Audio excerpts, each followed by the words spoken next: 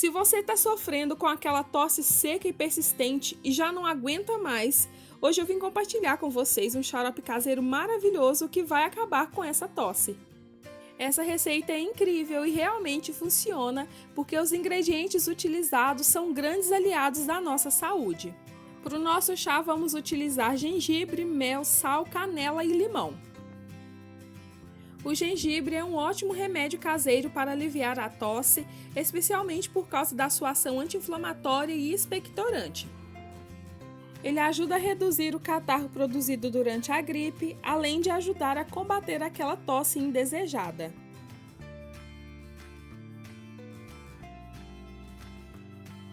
Já o limão aumenta as defesas do nosso organismo e fortalece o nosso sistema imunológico. Ele é fonte de vitamina C e se torna um dos ingredientes chaves para o tratamento das gripes.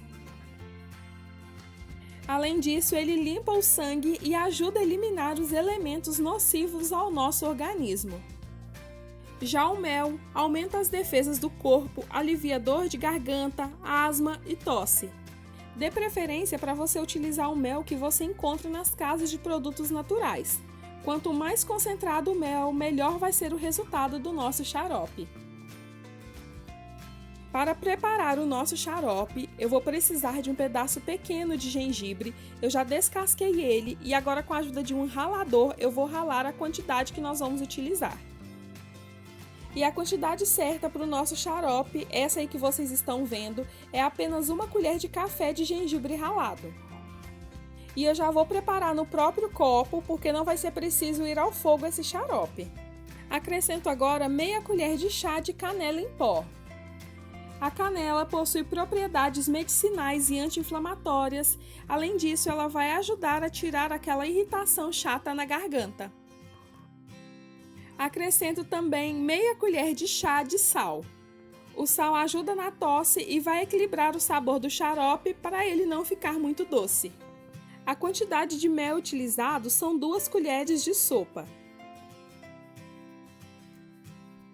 E o último ingrediente a ser acrescentado é o limão. E se preferir, você pode utilizar uma peneira para coar o seu suco de limão. Feito isso, é só mexer bem para que todos os ingredientes se misturem.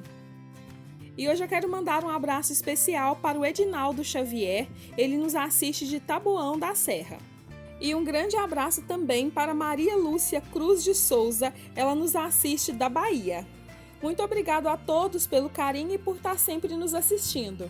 E o nosso xarope ficou pronto e você pode ingerir sempre que tiver com aquela tosse indesejada. E eu vou ficando por aqui, espero que vocês tenham gostado da receita de hoje. Um grande abraço e até o próximo vídeo.